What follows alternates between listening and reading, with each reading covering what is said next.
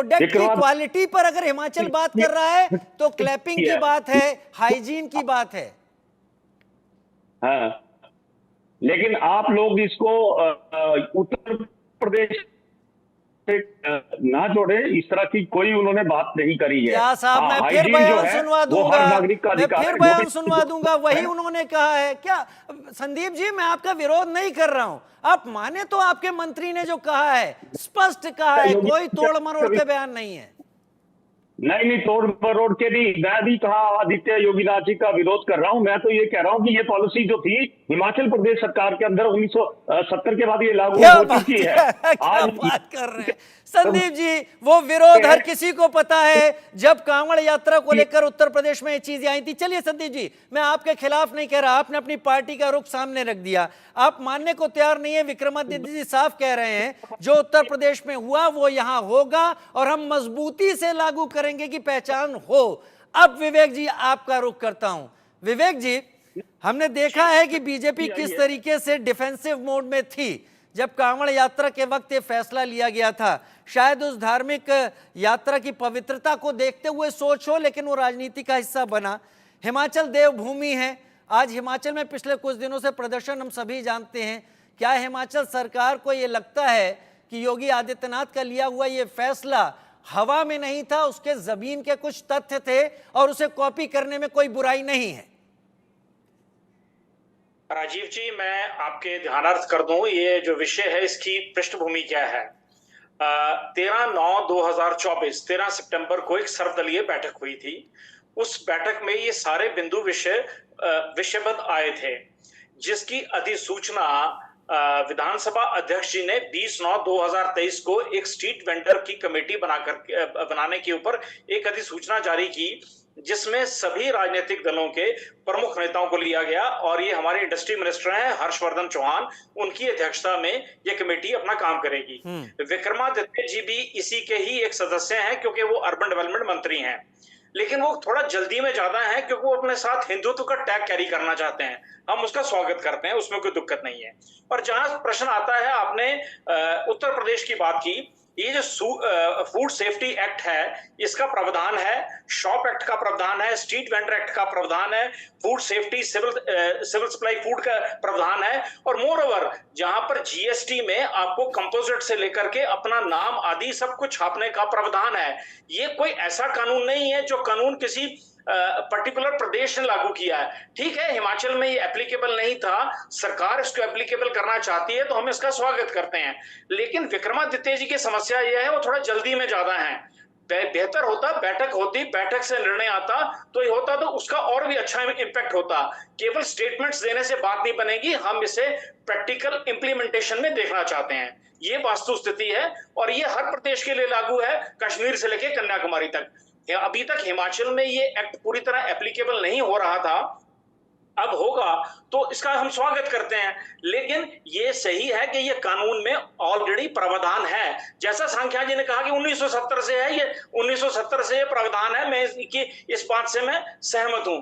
लेकिन बैठक 2 या 3 तारीख को रखी गई है स्ट्रीट वेंडर पॉलिसी को लेकर के, और उसमें मुझे लगता है इनका ये जो विषय बिंदु है ये अवश्य आएगा। लेकिन इसके अतिरिक्त भी अन्य महत्वपूर्ण बिंदु हैं जिन पर भी चर्चा होनी चाहिए, ऐसा हमारा मत है। लेकिन शायद इस सब में वो मुद्दा जहां पर नाम को जाहिर करना कि आखिर कौन इस दुकान का ओनर है, कौन इस दुकान का मालिक है, बीजेपी खासे प्रहार में रही है उत्तर प्रदेश। हम सबको याद है, आपको भी शायद याद होगा, बहुत सारे आरोप लगे कि समाज को बांटने की एक और कोशिश बीजेपी ने शुरू कर दी है कांवड़ यात्रा के नाम पर, और ज्यादा पुराना मसला नहीं है।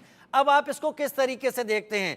जरूरत के तौर पर देखते हैं या फिर आपको यहां लगता है कि यहां कांग्रेस बांट रही है? ऐसा है, ये कानूनी प्रावधान है, इसका राजनीतिकरण करने का प्रयास किया अनेक राजनीतिक दलों ने किया, अपनी सुविधा के हिसाब से किया। लेकिन जो योगी आदित्यनाथ जी ने किया वो कानूनी प्रावधानों के अंतर्गत किया गया, और हिमाचल सरकार भी उसको कानूनी प्रावधानों के अंतर्गत ही करने जा रही है। अच्छा है, हम स्वागत करते हैं कि इसको इंप्लीमेंटेशन होनी चाहिए। चलिए संदीप सांख्यान जी, उत्तर प्रदेश में तो अदालत के निर्देश के बाद ये चीजें हटा दी गई हैं। कई जगह से लोगों ने ये चीजें हटा दी हैं, कईयों ने अपने, कुछ एक ने अगर रखा है नाम तो उनका अभी भी रखा हुआ है, ये उनके ऊपर छोड़ दिया गया। लेकिन जो सरकारी आदेश था उसकी अभी कोई वैधता वहां नहीं है पूरे हरिद्वार वाले रूट पर, मुजफ्फरनगर या बाकी सारे की सारी जगहों पर। अगर हिमाचल में ये चीज विक्रमादित्य जी कह रहे हैं, क्या माना जाए ये परमानेंटली है, स्थायी तौर पर ये यहाँ पर ये प्रावधान किया जा रहा है कि आगे से अगर कोई भी दुकान खोलेगा तो चलिए अपनी हाइजीन, अपनी क्वालिटी के बारे में तो बात करेगा, लेकिन ये भी वो स्थायी तौर पर देगा कि वो कौन है, ओनर का नाम क्या है, कौन इस दुकान को चला रहा है। देखिए, जो संविधान के दायरे में आएगा और जो नीतिगत फैसला होगा, जैसा विवेक जी ने कहा कि सर्वदलीय बैठक हुई थी और कमेटी कॉन्स्टिट्यूट हुई थी, और जो 1970 का हमारा फूड सिक्योरिटी एक्ट है और जिसके अंतर्गत किसको हमने किस तरह की सर्टिफिकेशन करनी है, उसी नियमों के आधार पे जो ठीक है, जो सरकार को ठीक लगेगा वो करेंगे। लेकिन एक चीज मैं समझ नहीं आ रही कि आप इस विक्रमादित्य सिंह जी की स्टेटमेंट को और हिमाचल प्रदेश सरकार को जो है, आप उत्तर प्रदेश की योगी सरकार से बार बार खुद जो है वो एसोसिएट कर रहे हैं, जो बिल्कुल गलत बात है। उनकी नीतियां अलग है और उनकी पॉलिसीज अलग है। हिमाचल प्रदेश काफी सक्षम है अपने निर्णय लेने के लिए, और उसको जो लगता है कि किस तरह से ये देवभूमि है, और ये आप भी जानते हैं हमारे यहाँ पे जो सामाजिक समानता है वो काफी हद तक बड़ी ठीक है। हमारे विवाह में, शादियों में और उत्सवों में सारे लोग इकट्ठे मिल बैठ के खाना खाते हैं। इस तरह की कोई यहाँ पे परंपरा नहीं है जिस तरह से उत्तर प्रदेश के अंदर किया गया है। और आप खुद ही कह रहे हैं कि उत्तर प्रदेश का जो हाईकोर्ट का जो निर्णय आया है उस चीज को उनको हटा दिया है। तो हिंदुस्तान के, जैसे भाई विवेक जी ने कहा, कन्याकुमारी से लेके और कश्मीर से कन्याकुमारी तक जिस तरह का संविधान है, तो मीडिया या इस तरह के मनगढ़ंत चीजें नहीं, मीडिया मनगढ़ंत पे अभी ना है, बहुत जल्दबाजी होगी संदीप जी। मैं आपसे ये पूछ रहा हूं, अगर ऐसा होता है जैसा आपके मंत्री ने कहा है, क्या आप प्रवक्ता होने के नाते मेरे और मेरे दर्शकों को ये बात बता सकते हैं कि ये स्थायी कदम होगा या ये अस्थायी कदम होगा कुछ दिन के लिए? देखिए, जो कमेटी के चेयरमैन है और कमेटी का जो पूरा जो प्रारूप सामने आएगा, वो समय के अनुसार जो उसकी फाइनल जो रिपोर्ट तैयार होगी वो सबके सामने आ जाएगी। लेकिन मैं ये कहता हूं कि जिस तरह से मीडिया इस चीज को उत्तर प्रदेश से जोड़ के सनसनी खबर बनाने की कोशिश कर रहा है, तो ये ठीक ही न्याय संगत नहीं है किसी भी समाज के लिए और किसी भी राजनीतिक दल के लिए। और दूसरी बात यह है कि प्रावधान, जब भी हमारे स्ट्रीट वेंडर्स की या किसी की कोई सर्टिफिकेशन होती है तो उसका नंबर और उसका हाइजीन का जो लिखा होता है सारा के सारा की कौन सी आइटम वहां पे बनेगी, और जो ओनर ऑफ द उस हाउस या जो भी वहां पे स्ट्रीट वेंडर है या छोटा दुकानदार है, ढाबे वाला है, तो उसका नाम ऑटोमेटिकली वहां पे लगा होता है। इसमें कोई परंपरा नहीं है। हाँ ठीक है, अगर उसके अंदर कुछ खामियां हैं तो सरकार उसको दूर करेगी, और सरकार ने देखना है, या जो कमेटी बनी है सरकार की तरफ से, उन्होंने इस चीज की इन खामियों को किस तरह से दूर करना है। लेकिन ये बिल्कुल गलत धारणा है। हिमाचल प्रदेश जैसी देवभूमि के अंदर अगर इस तरह की बात हो जाए तो मैं कहता हूं कि इससे दुर्भाग्यपूर्ण बात कोई नहीं होगी। आप भी इस चीज को सनसनी बना के, किस तरह की बात हो जाए, किसको मैं सनसनी बना रहा हूं, स्पष्ट कीजिए। नहीं तो विक्रमादित्य जी ने कभी योगी आदित्यनाथ जी का नाम नहीं लिया, उत्तर प्रदेश सरकार का नाम लिया है। उससे ज्यादा क्या चाहिए? उत्तर प्रदेश सरकार ने ये काम किया है। कौन है मुखिया? उत्तर प्रदेश सरकार का नाम लिया। अच्छा, पहली बात तो संदीप सांख्यान जी एक बात स्पष्ट कर दूं, उत्तर प्रदेश और हिमाचल प्रदेश की मैं तुलना नहीं कर रहा हूं। ये आपके शब्द हैं जो आप जनता के सामने रख रहे हैं, मैं मुद्दे को सामने रख रहा हूं। मुझे उम्मीद है मुझसे ज्यादा राजनीतिक बयानों और मुद्दों को आप नजदीक से देखते होंगे।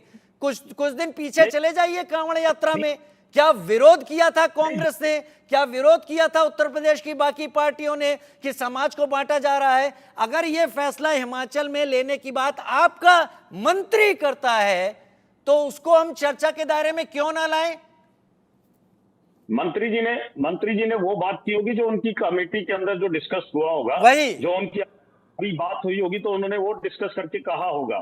मैं उस बात की बात नहीं कर रहा हूं। नहीं, आप प्रवक्ता हैं, आप कोई आम नहीं हैं, आप कोई नेता नहीं है, आप प्रवक्ता हैं कांग्रेस के, इसलिए आपसे उम्मीद मैं कर सकता हूं। नहीं, मैं कह रहा हूं कि देश जो है संविधान, नियम, कायदे, कानून से चलता है। और यहाँ पे जो कांग्रेस का जो पक्ष है, संविधान के दायरे के आते हुए कांग्रेस सर्वधर्म समभाव में जो है वो अपना विश्वास रखती है, और उसी विश्वास को लेकर कांग्रेस की विचारधारा जी जो 1947 में गांधी जी ने गढ़ी थी, उससे पहले गढ़ी गई थी, 1885 में कांग्रेस बनी थी, और उसके बाद से लेके जो कांग्रेस ने इस देश को दिया है, पूरे आपको याद होगा आजादी की लड़ाई से लेके आज तक कांग्रेस जो है सर्वधर्म समभाव को लेके जो है वो ब्रिटिशर्स के साथ जो इंपीरियल स्टेट थे उनके खिलाफ लड़ी है। आज भी कांग्रेस उसी विचारधारा के ऊपर अडिग है और उसी को आगे बढ़, और जो संविधान लिखा गया है, जो नियम, कायदे, कानून या पॉलिसी जो भी बनेगी स्ट्रीट वेंडर्स की, उसको लेके कांग्रेस और प्रदेश की कांग्रेस सरकार आगे बढ़ेगी। चलिए, बहुत अच्छी बात है, हिमाचल की कांग्रेस सरकार आगे बढ़ेगी। संविधान की दुहाई एलन ऑक्टेवियन ह्यूम ने जो कांग्रेस की स्थापना की 1885 से लेके अब तक का जो आपने इतिहास सारा कुछ बता दिया, वो सब कुछ बहुत अच्छा है, बेहतर है, बहुत सही। विवेक शर्मा जी, क्या आप इत्तेफाक रखते हैं जो कुछ भी संदीप सांख्यान जी कह रहे हैं? क्या वाकई वो ये जो मसला है ये चर्चा का विषय नहीं बनना चाहिए? तब की बात तो हम सब ने कवर की है, आपने भी देखी है। बीजेपी प्रवक्ता, बीजेपी के तमाम नेता इस आरोपों का जवाब देते देते हर जगह जा रहे थे कि ये समाज को बांटने की कोशिश नहीं है, केवल कांवड़ यात्रा तक सीमित है। हमारा ये मानना है कि ये खाली राजनीतिक बयानबाजी या शगुफ्तों तक सीमित ना रहे। जो बयान विक्रमादित्य जी ने दिया है उस कमेटी के सदस्य होने के नाते और प्रदेश के मंत्री होने के नाते इसकी इम्प्लीमेंटेशन भी दिखनी चाहिए।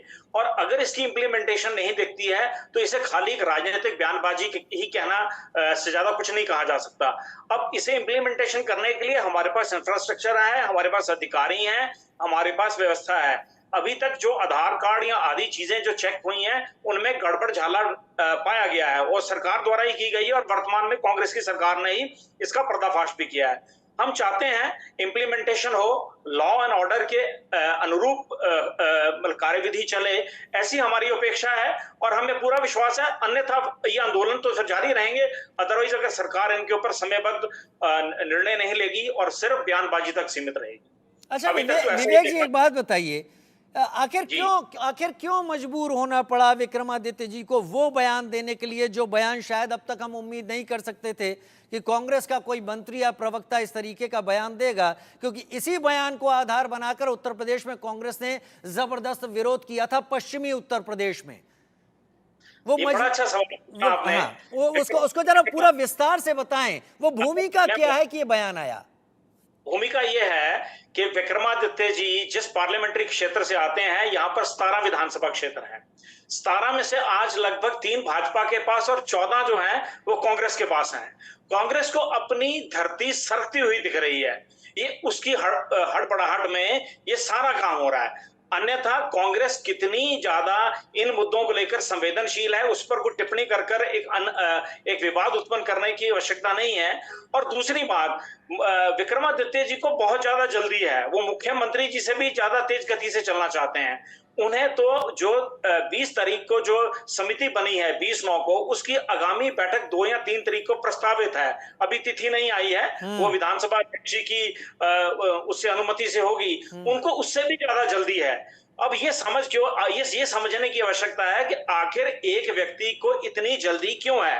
क्या ये सिर्फ राजनीतिक शगुफ्तेबाजी है या वास्तविकता में वो कुछ करना चाहते हैं? या आपके हिस्से की जमीन खाने की कोशिश है कांग्रेस की?